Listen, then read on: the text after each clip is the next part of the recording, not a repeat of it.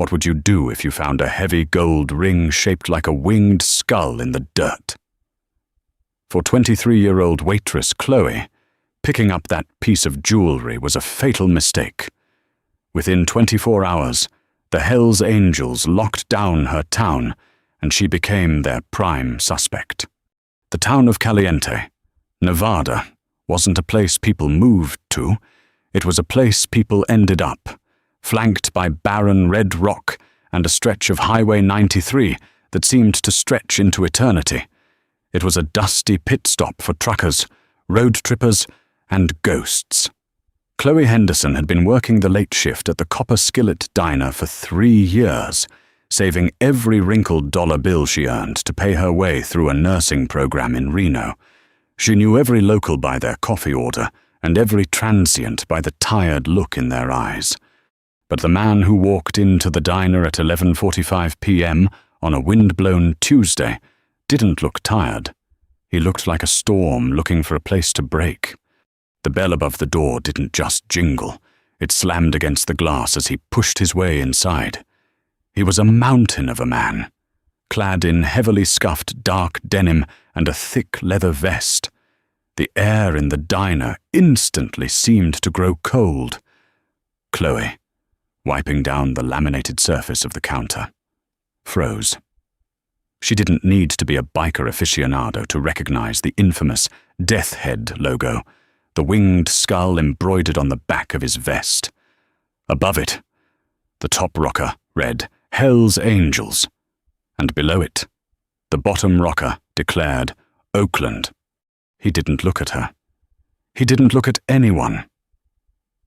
The 2 elderly truckers in the corner booth suddenly found their lukewarm coffee incredibly fascinating, lowering their heads and avoiding eye contact. The biker took a seat at the furthest stool, the leather of his vest groaning as he settled. His massive hands, covered in faded tattoos and thick silver rings, rested flat on the counter. His knuckles were raw, the skin split and angry red, as if he had recently used them to shatter bone. "Black coffee," he rumbled. His voice was like gravel being crushed under a tire. "And a slice of whatever pie is fresh." Chloe swallowed hard, pasting on her best customer service smile, though her hands trembled slightly as she poured the coffee. "Cherry, sir. Baked it this morning. This," he merely grunted. For 20 agonizing minutes. The only sounds in the copper skillet were the buzzing of the neon sign outside and the scrape of the man's fork against the ceramic plate. When he finished, he reached into his pocket, pulled out a crumpled $50 bill, and tossed it onto the counter. He stood up, adjusted his heavy belt, and strode out the door without waiting for his change. Chloe let out a breath she didn't realize she was holding. She watched through the grease-stained window as he kicked over a massive, customized Harley-Davidson. The engine roared to life with a deafening, chest-rattling boom, tearing out of the gravel parking lot and disappearing into the pitch-black desert night. It wasn't until Chloe went out to lock the front doors at 2 a.m. and take the trash to the dumpsters that she saw it.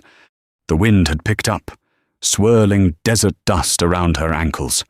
There, glinting under the flickering pale yellow light of the parking lot lamp, was a piece of metal half buried in the loose gravel, right where the biker had parked his Harley. Chloe knelt, brushing the dirt away.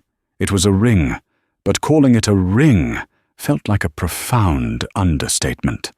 It was a massive, incredibly heavy piece of solid gold and silver. The face of it was deeply engraved with the unmistakable winged skull. Flanking the skull were the numbers 8 and 1, representing the 8th and 1st letters of the alphabet, H and A. On the inside of the thick band, she could see a tiny engraving, A for Angels, forever, forever angels. A chill shot down her spine. The raw weight of it in her palm felt dangerous. It felt like something that didn't belong to the normal world. She slipped it into the pocket of her apron, finished dragging the trash bags to the dumpster, and locked up the diner, her heart hammering against her ribs. When Chloe got back to her cramped, single-story rental house on the edge of town, her older brother, Jackson, was still awake, covered in motor oil and tinkering with a carburetor at the kitchen table. Jackson worked at the only auto shop in Caliente and knew every inch of engine mechanics and road law. "You look like you've seen a ghost," Jackson noted, wiping his greasy hands on a rag as she locked the deadbolt behind her with entirely too much force. Chloe didn't say a word. She reached into her apron pocket and dropped the heavy ring onto the Formica kitchen table. It landed with a dense, authoritative thud. Jackson's eyes dropped to the piece of jewelry. All the color instantly drained from his face. He didn't reach for it. He didn't even want his hands near it. He slowly backed his chair away from the table. "Chloe," he whispered, his voice cracking. "Where did you get that?" "A guy left it at the diner tonight. He dropped it in the parking lot. Big guy, leather vest, from Oakland. Do you have any idea what this is?" Jackson's breathing hitched. He finally reached out with the tip of his screwdriver and nudged the ring to see the side. "Oh, God, it has the filthy few diamond on the side. Chloe, you need to listen to me very, very carefully." Chloe felt a knot of pure panic tighten in her stomach. "What, I was just going to give it to the local police in the morning. Let Sheriff Miller deal with it." "No," Jackson snapped, louder than he intended. "You do not involve the cops. This isn't a lost wallet. Chloe, this is a Hell's Angels Club ring. In their world, this is a sacred piece of property. The club owns it, not the individual. A patch member losing his ring or his colors is a massive violation. If the wrong people find out he lost it, he's in deep trouble with his own brothers. And if they find out a civilian like you has it..." Jackson swallowed hard. "They might think you stole it. Or worse, that you disrespected the club. People have disappeared for a lot less. So what do I do?" Chloe panicked, tears pricking the corners of her eyes. "I can't just throw it away. If they come looking for it and find out I threw it in the trash, they'll kill me." "We mail it," Jackson said, thinking rapidly. "Tomorrow. We put it in an unmarked envelope, no return address, and we mail it to the Oakland clubhouse. We wipe it for prints. We never, ever speak of this again. It was a solid plan. It was the safest option. But fate in the Nevada desert is rarely kind, and time was a luxury Chloe and Jackson no longer had." Wednesday morning began exactly like every other morning in Caliente. The sun beat down mercilessly, baking the asphalt, and the wind kicked up the usual dust devils. Chloe arrived at the Copper Skillet at 8 a.m., exhausted. She hadn't slept a wink. The massive gold and silver ring felt like a radioactive isotope wrapped in a napkin inside her purse, tucked securely behind the diner's counter. She had planned to hit the post office on her lunch break, exactly as Jackson had instructed. At 9:15 a.m., the diner was moderately busy. Pete, the fry cook and owner, was slamming spatulas against the griddle, while a mix of locals and passing tourists quietly ate their eggs and bacon. Then, the ground began to vibrate. It didn't start as a sound, it started as a physical sensation. The coffee in the glass carafes began to ripple, exactly like the water glass in Jurassic Park. The heavy diner mugs jittered against their saucers. Then came the noise. It was a low, guttural, synchronized roar that seemed to swallow the entire town. It sounded like a squadron of bombers flying 10 feet off the ground. Pete stopped scraping the griddle. The tourists stopped eating. Chloe's blood turned to ice water. She walked slowly to the front window and peered through the blinds. Down the center of Highway 93, a terrifying procession was approaching. It wasn't one or two bikers. It was a column, riding two abreast in perfect, militaristic formation. 10, 20, 40. There had to be at least 50 heavily customized Harley-Davidsons, their chrome gleaming fiercely under the desert sun. Leading the pack were riders flying the notorious red and white patches of the Hells Angels. The town of Caliente reacted on pure, primal instinct. Down the street, the hardware store owner frantically pulled down his metal security grate. Cars parked along the main drag abruptly started up and tore down side streets, desperate to get out of the way. Pedestrians literally vanished, bolting into alleys and storefronts. "Chloe," Pete said, his voice unusually high-pitched. "Lock the door." But it was too late. The column didn't pass through town. As the lead rider reached the copper skillet, he raised a single, gloved fist into the air. The entire pack slowed, their engines dropping to an idle that shook the diner's plate glass windows in their frames. They swarmed the gravel parking lot, surrounding the building in a sea of leather, steel, and exhaust smoke. They parked with practiced precision, kicking down their kickstands in unison. Chloe stood frozen behind the cash register, her purse resting on the shelf below, less than a foot from her shaking knees. Inside that purse was a piece of their Brotherhood. The front door didn't jingle. It was practically torn off its hinges as 5 massive men strode inside. They didn't look like the lone rider from the night before. They looked organized. They looked furious. At the front was a man who seemed to take up the entire doorway. He had a thick, graying beard, dark sunglasses, and a terrifying scar that jagged down his cheek and disappeared into his collar. The patch on his chest read, "President." Behind him was a younger, fiercely athletic man whose patch read, "Ace GT," at arms. The diner fell dead silent. You could hear a pin drop. The only sound was the sizzling of bacon left unattended on Pete's griddle. "Which one of you is running this joint?" the president asked. His voice was completely calm, devoid of any shouting or theatrics, which made it infinitely more terrifying. Pete, wiping his hands on a greasy towel, stepped out from the kitchen, trembling. I am Pete Donovan. Can I get you gentlemen something to eat? We're not here for the eggs." "Pete," the president said smoothly, removing his sunglasses. His eyes were cold, calculating, and dead. "We're here because we have a problem, and we think your little establishment is right in the middle of it." Chloe felt her vision blur around the edges. She squeezed her eyes shut for a microsecond, willing herself not to faint. "They know," she thought wildly.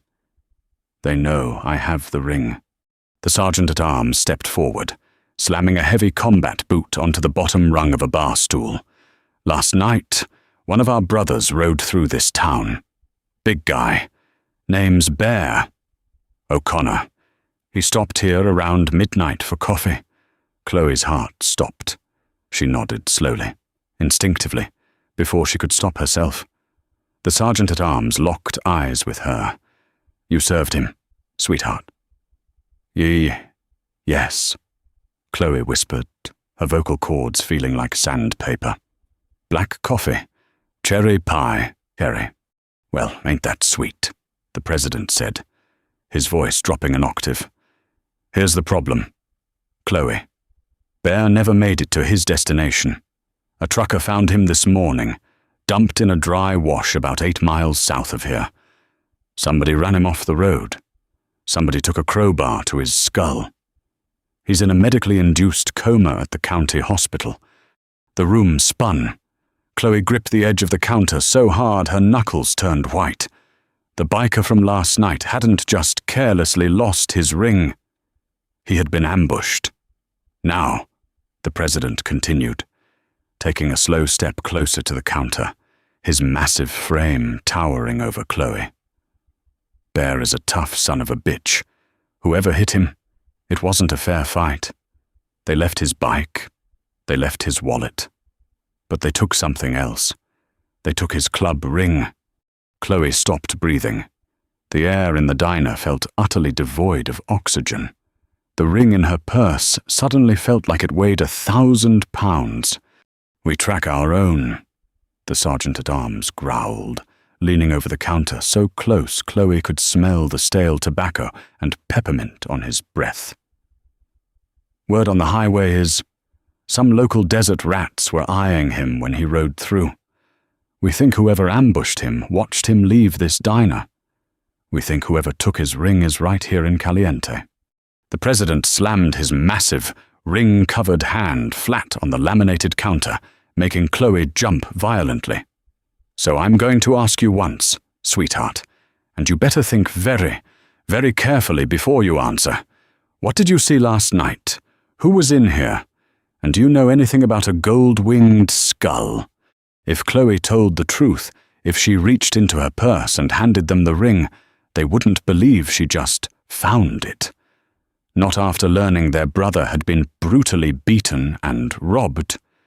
In their eyes, whoever possessed that ring was either the attacker or an accomplice to the ambush. She would be signing her own death warrant, and probably her brother Jackson's, too. But if she lied, and they somehow found it on her, or if someone saw her pick it up last night, 50 Hell's Angels were standing outside. 5 of their most dangerous leaders were inside, and the most incriminating piece of evidence in Nevada was resting less than 12 inches from Chloe's shaking hands. Chloe started, looking into the dead eyes of the club president, her mind racing desperately for a way out. Chloe started, looking into the dead, unblinking eyes of the club president. Her mind raced desperately for a way out, her pulse pounding a frantic rhythm against her eardrums. I served him. Just like I said. He drank his coffee, ate his pie, and left. He didn't speak to anyone. He just rode off south. The president leaned in closer. His name tag read Dutch. Nobody followed him. No locals hanging around the parking lot. No. Chloe lied, her voice surprisingly steady, despite the sheer terror gripping her lungs. Just 2 out-of-state truckers in the corner booth, and they left an hour after he did. I locked up alone. Dutch stared at her for what felt like an eternity. He was a human lie detector, hardened by decades of outlaw life. He narrowed his eyes, studying the subtle trembling of her hands resting on the counter, inches above her hidden purse. He opened his mouth to speak, but the sudden wail of police sirens shattered the heavy silence. Through the plate-glass window, 2 Caliente Sheriff's Department cruisers skidded into the gravel lot, their light bars flashing frantically, casting harsh red and blue shadows over the sea of parked Harley-Davidsons. The local law enforcement was vastly outnumbered. 50 to 2. The diner door swung open, and Sheriff Miller stepped in, looking visibly pale and sweating through his khaki uniform. Right behind him was Deputy Sullivan, a heavily built, arrogant local who had a reputation for being a bully with a badge. "All right, everyone just take a breath," Sheriff Miller announced, his hand resting nervously on his duty belt. "Dutch, you and your boys are causing a panic. You need to clear out of Caliente." Dutch slowly turned away from Chloe, his lips curling into a cold, menacing smile. "Miller, your town is bleeding onto my club's boots. One of my brothers was nearly beaten to death down in Miller's Wash last night. And whoever did it took his club ring. We aren't leaving until we find the rat who swung the crowbar. Deputy Sullivan pushed past the sheriff, puffing out his chest. "We're handling the investigation. Dutch, your biker buddy probably got drunk and wrecked his own ride. Now get your gang out of my jurisdiction before I start making arrests." As Sullivan stepped forward into the diner's harsh fluorescent light, Chloe's eyes darted down. Caliente was a dusty town, surrounded by pale, dry dirt. But the dry wash 8 miles south, the place where Bear had been found dumped, was a dried-up riverbed famous for its thick, rust-red clay. Caked deep into the treads of Deputy Sullivan's black duty boots, and splattered across the hem of his uniform trousers, was fresh, damp red clay. Chloe's breath hitched. She looked at Sullivan's hands. His right hand was resting on his belt, and his knuckles were visibly bruised and swollen. He did it, Chloe realized, a sickening wave of adrenaline washing over her. Sullivan followed Bear out of the diner. He used his cruiser to run the Harley off the road. He beat him with a crowbar. Sullivan wasn't looking for the ring. He probably turned Bear's pockets inside out, looking for cash or the ring, and came up empty. Unaware that Bear had already dropped it in the diner parking lot before the ambush even happened. "You aren't arresting anyone." "Sullivan," Dutch growled, stepping into the deputy's personal space. The size difference was staggering. Dutch made the bulky deputy look like a child. "In fact, I think you locals are covering for the scum who did this." "Watch your mouth! Biker!" Sullivan spat, his hand twitching toward his holstered sidearm. The tension in the room snapped tight as piano wire. The sergeant-at-arms unclipped a heavy folding knife from his belt. Pete the fry cook whimpered and ducked behind the grill. A bloodbath was seconds away from erupting right in the middle of the copper skillet. Chloe knew she had exactly one chance to redirect the crosshairs. If they searched her to secure the room, they would find the ring in her purse. She had to shift Dutch's full attention, permanently, onto the man who actually committed the crime. "Excuse me," Chloe said. Her voice was loud, cutting through the standoff. Every eye in the diner snapped to her. Dutch turned his head, his scarred face twisted in annoyance. Sullivan glared at her, his eyes silently threatening her to shut up. I just remembered something," Chloe stammered, stepping out from behind the counter, leaving her purse behind. She pointed a shaking finger at Sullivan's boots. "Deputy Sullivan, you came in for coffee late last night, after my shift. You were parked down the road, I remember, because of the mud." Sullivan's face drained of all color. "Shut up. Chloe, you don't know what you're talking about."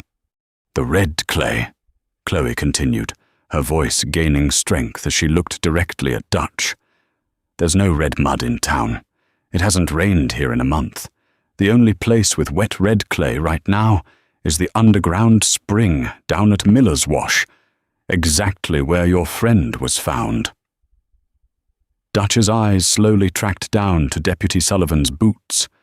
The room temperature seemed to drop 10 degrees.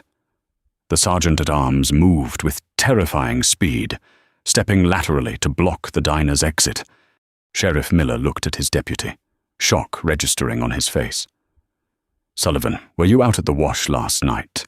Your radio was dark for 2 hours." "She's lying!" Sullivan shouted, genuine panic cracking his arrogant facade. He took a step back, his hand gripping the butt of his gun. "This little waitress is just trying to protect her own skin. They probably stole the biker's ring themselves." "Ring," Dutch echoed softly. The word hung in the air like a death sentence. "I didn't say what kind of jewelry was stolen. Deputy, I just said club ring. Could have been a pinky ring. Could have been a necklace. How did you know it was a ring?" Sullivan froze. He had slipped. In his desperate panic to frame Chloe, He had revealed details of the robbery that only the attacker would know. "Take his gun," Dutch ordered, his voice echoing like thunder. Before Sullivan could unholster his weapon, the sergeant-at-arms and 2 other massive angels descended on him. It was a brutally efficient takedown. They slammed the deputy face first into the diner counter, disarming him in a fraction of a second. The metallic clatter of Sullivan's service pistol hitting the linoleum floor sounded like a gunshot. "Sheriff," Dutch said, not taking his eyes off the struggling deputy. "I suggest you step outside and look the other way. Or you can join your boy on the floor." Sheriff Miller, vastly outgunned, and realizing his own deputy was a corrupt, murderous thief, slowly raised his hands and backed out the front door, leaving Sullivan to the wolves. "Let's go check the trunk of his cruiser, brothers." The sergeant-at-arms growled, hauling a bleeding Sullivan to his feet by the collar of his uniform. "I bet we'll find a bloody tire iron and some fresh dents on his push bumper." As the angels dragged the screaming deputy out the front door of the diner, the rest of the pack outside surged forward, swarming the police cruiser like angry hornets. The chaotic distraction was absolute. Chloe knew this was her window. It was the only one she would ever get. She ducked behind the counter, unzipped her purse, and grabbed the heavy gold-winged skull ring. She shoved it deep into the pocket of her jeans. Her hands were shaking so violently she could barely feel her fingers. She walked quickly out the front door of the diner, stepping onto the porch. The parking lot was a madhouse. 50 bikers were crowding around the police car. The sergeant-at-arms had popped the trunk and pulled out a heavy steel crowbar, the tip stained with dried, dark blood. The roar of fury from the Hells Angels shook the ground. Dutch's custom Harley-Davidson was parked just 3 feet from the diner steps. Attached to the rear fender was a pair of thick, unbuckled black leather saddlebags. Heart in her throat, praying to any god that would listen. Chloe stepped off the porch. She pretended to stumble, bracing herself against the leather seat of Dutch's bike. With a sleight of hand, born of pure, unadulterated terror, she slipped her hand into her pocket, palmed the heavy gold ring, and let it drop silently into the dark depths of the leather saddlebag. She immediately stepped back, pressing her back against the diner wall, hyperventilating. Dutch turned away from the commotion at the police car and walked back toward his bike. He stopped and looked at Chloe, his cold, dead eyes studying her pale, terrified face. He didn't say a word. He simply reached into his leather vest, pulled out a thick wad of cash, peeled off a crisp $100 bill, and flicked it onto the gravel at Chloe's feet. "For the broken door," Dutch rumbled. He swung his massive leg over his Harley and kicked the engine to life. The deafening roar signaled the rest of the pack. They released Sullivan, leaving him beaten and handcuffed to the steering wheel of his own cruiser for the state police to find, the bloody crowbar resting on his lap as evidence. Within 60 seconds, the entire column of Hell's Angels peeled out of the Copper Skillet parking lot, tearing down Highway 93, leaving nothing but a massive cloud of dust and the smell of exhaust in their wake. Chloe slid down the brick wall of the diner, collapsing onto the gravel, tears finally spilling hot and fast down her cheeks. She was alive. The ring was gone, returned to the president without him ever knowing she possessed it. The corrupt deputy had met his fate, and Caliente, Nevada, would never be the same. Later that night, as Jackson held a trembling Chloe in their small kitchen, they listened to the police scanner. State troopers had arrested Sullivan for attempted murder and highway robbery, and hundreds of miles away, rolling into the Oakland clubhouse, a president would unpack his saddlebags, find a sacred piece of gold nestled among his gear, and believe that the Brotherhood's guardian angels had simply brought it home. Did Chloe make the right move, or was it pure luck that saved her from the angel's wrath? Drop a comment below with what you would have done in her shoes. If this real-life desert thriller kept you on the edge of your seat, hit that like button, share it with your friends, and subscribe to our channel for more crazy true stories. See you in the next video.